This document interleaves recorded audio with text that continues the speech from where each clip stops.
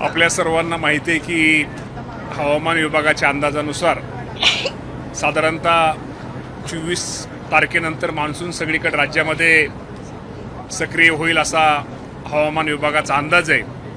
आणि तरीसुद्धा मी या राज्यातील माझ्या शेतकरी बांधवांना एवढं सांगतो की आपल्या शेतातील पोल तपासून निश्चित प्रकारे आपण सर्वांनी पेरणी करावी।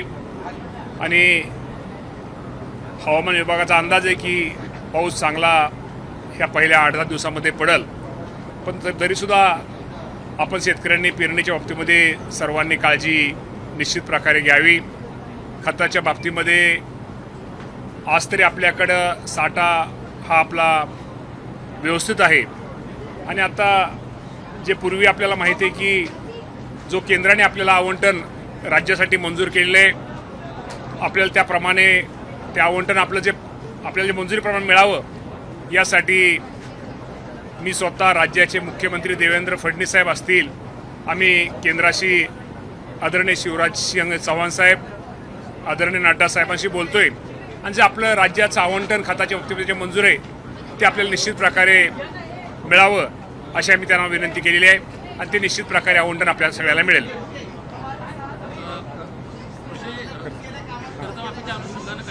कर्जमाफीच्या बाबतीमध्ये मी आपल्याला एवढंच सांगतो की माननीय मुख्यमंत्री देवेंद्र फडणवीस साहेब, एकनाथ शिंदे साहेब, सुनेत्रावणी पवार आणि या सर्वांनी आणि दिवंगत उपमुख्यमंत्री अजितदादा पवार साहेबांचं नाव हे निश्चित प्रकारे घेतलं गेलं पाहिजे। कारण कर्जमाफीचा ज्यावेळेस निर्णय झाला त्यावेळेस दादा हे आपल्यामध्ये होते आणि हा निर्णय घेतलेला आहे देवेंद्र फडणवीस साहेबांनी घेतलेला आहे। आणि 30 जून ही तारीख आपल्याला दिलेली आहे। आणि साधारणतः राज्यामध्ये आता प्राथमिक अंदाजानुसार साधारणतः 56 लाख शेतकऱ्यांना ह्या कर्जमाफीचा, ज्या पुण्यश्लोक अहिल्यादेवी होळकरांच्या नावाने जी कर्जमाफी त्याचा फायदा ह्या राज्यातील माझ्या शेतकऱ्यांना होईल। साधारणतः पैशाचा जर आकडा घेतात साधारणतः 36,000 कोटी आणि 36,585 कोटी एवढी रक्कम ही आपल्या सगळ्यांना लागणार आहे।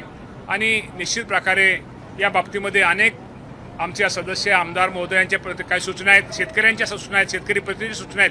यामध्ये थोडं काय बदल करणं गरजेचं की जेणेकरून शेतकऱ्यांना या बाबतीमध्ये अधिक त्यामध्ये शेतकऱ्यांची भर होईल। या बाबतीमध्ये राज्याचे मुख्यमंत्री या सर्वांना घेऊन बसतील आणि निश्चित प्रकारे या बाबतीमध्ये निर्णय या राज्याचे मुख्यमंत्री घेतील। परंतु आजच्या हिशोबाने साधारणतः 56 लाख शेतकरी आणि 36,585 कोटी एवढी रक्कम ही माझ्या शेतकऱ्यांना मिळेल। काल विरोधकांनी पत्रकार परिषद घेतली, त्यात सांगितले गेल्या वर्षी जी कर्जमाफी दिली होती ती अजून मिळाली नाही, यावर काय?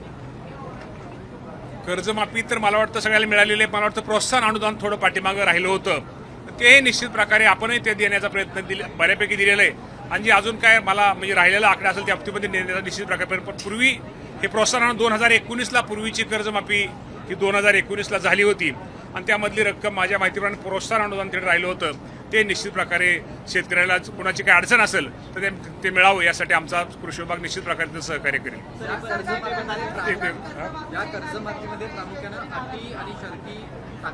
मी तुम्हाला खरंच प्रामाणिकपणे सांगतो, मी राज्यांच्या मुख्यमंत्र्याचं माझ्या सर्व राज्यातील शेतकऱ्यांच्या वतीनं या तिघांचंही अभिनंदन करतो, त्यांचे आभार मानतो। खरं तर पुण्यश्लोक अहिल्यादेवी होळकरांच्या नावाने ही जी कर्जमाफी योजना आहे कदाचित राज्यामध्ये यापूर्वी 2007, 17, 19 आणि ही 4थी कर्जमाफी आहे।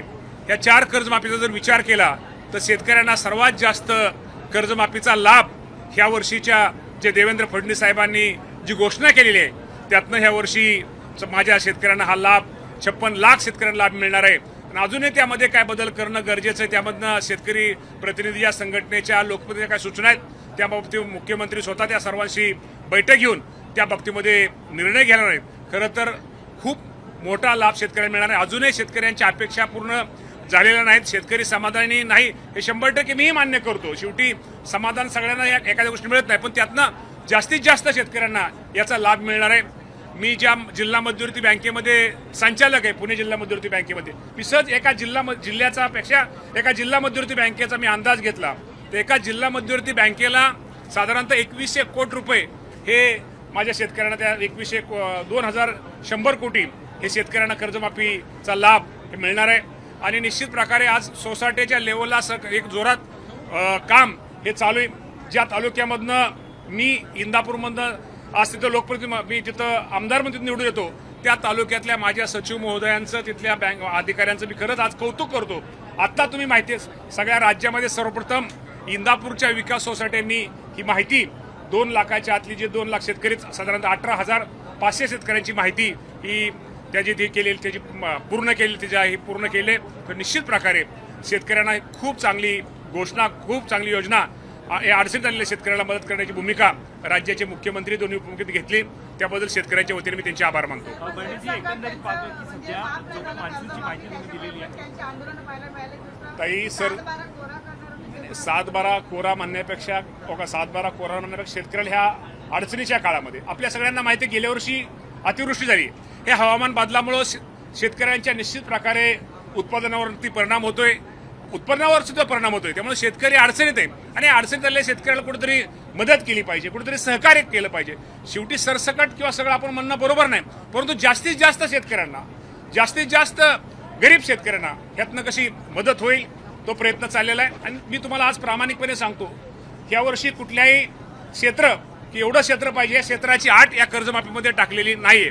दुसरं 2 लाखाच्या पुढचं जे कर्ज होतं, 2 लाखाच्या पुढचं पूर्वी कर्ज होतं जर असलं मागच्या 2019 मध्ये 2,20,000 असलं तर त्याला एकही रुपयाची कर्जमाफीचा लाभ मिळाला नाही. पण ह्या वर्षी जर 2,20,000 असलं, जर त्यांनी वरच्या शेतकऱ्यांनी 20,000 भरले तर त्याला 2 लाख रुपये सुद्धा कर्जमाफीचा लाभ हा निश्चित प्रकारे होणार आहे. त्यामुळे मी आपल्या माध्यमातून माझ्या सर्व शेतकरी बांधवांना सांगतो की निश्चित प्रकारे शेवटी समाधान शेतकऱ्यांचं आपलं कुणाचं माझंही होणार नाही, तुमचंही होणार नाही, परंतु जास्तीत जास्त शेतकऱ्याला मदत देण्याचा निर्णय राज्याचे मुख्यमंत्री, दोन्ही उपमुख्यमंत्री यांनी घेतलेला आहे. अजूनही त्यात काय सुधारणा करणं गरजेचं आहे की जेणेकरून शेतकऱ्यांना त्यात जास्त फायदा होईल. यासाठी आमच्या सगळ्यांचा आमच्या सगळ्यांचा प्रयत्न चालू आहे आणि मुख्यमंत्री या बाबतीमध्ये सकारात्मक आहेत. बंडीजी, ज्या प्रकारे तुम्ही मान्सूनची माहिती दिली आहे, मात्र मुख्यमंत्र्यांनी पत्रकार परिषदेमध्ये म्हटले जुलैचा पहिला आठवडा सुद्धा पेरणीसाठी शेतकऱ्यांनी सांगितल्याशिवाय पेरणी करू नये. त्यामुळे मी तेच सांगितलं ना, ओला खाली जमिनीमधला ओलावा पाहूनच शेतकऱ्यांनी पेरणी करावी, विनाकारण त्याला दुबार पेरणीचं त्याला परत ही पाळी येऊ नये. त्यामुळे ती परिस्थिती पाहूनच शेतकऱ्यांनी त्या बाबतीमध्ये हे करावं. मीही आपल्या माध्यमातून निश्चित प्रकारे माझ्या सर्व शेतकरी बांधवांना विनंती करतो. शेवटी आम्ही जरी मंत्री असलो तर आम्ही पण शेतकऱ्यांचीच मुलं आहोत. त्यामुळे शेतकऱ्यांचे प्रश्न, शेतकऱ्याच्या अडचणी आणि आम्ही बांधवाले शेतकऱ्यांनी आम्ही स्वतः शेतीमध्ये असणारे सगळे शेतकरी ह्या राज्याचे मंत्री म्हणून काम करतोय.